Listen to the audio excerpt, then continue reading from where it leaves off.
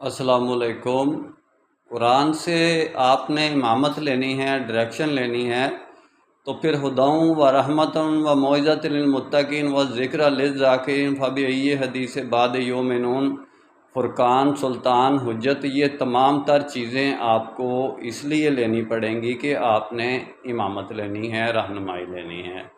اور آپ کو شفا میں سے بھی امام نظر آئے گا، آپ کو برہان میں سے، حجت میں سے بھی، سلطان میں سے بھی امام نظر آئے گا، راستہ نظر آئے گا۔ آپ کو اللہ کے ذکر سے، نصیحت سے بھی راستہ نظر آئے گا، امامت نظر آئے گی۔ پھر آپ کو امامت ہی ملے گی، امامت کا راستہ ملے گا، ایک ڈائریکشن ملے گی آپ کو۔ ہر چیز یہ ڈائریکشن پیش کرے گی کہ بھئی یہ ہے راستہ، یہ ہے ہدایت کا راستہ، یہ ہے صراط مستقیم، تم اس پر چلو، ان باتوں میں نہ الجھو، ان علوم میں نہ الجھو، ان میں نہ پھنسو، ان میں چلا کشیاں اور رہبانیت اختیار نہ کرو، بلکہ اصل بات تو یہ ہے جس کے سمجھانے کے لیے اللہ تعالیٰ نے یہ سارا کچھ پیدا کیا ہے۔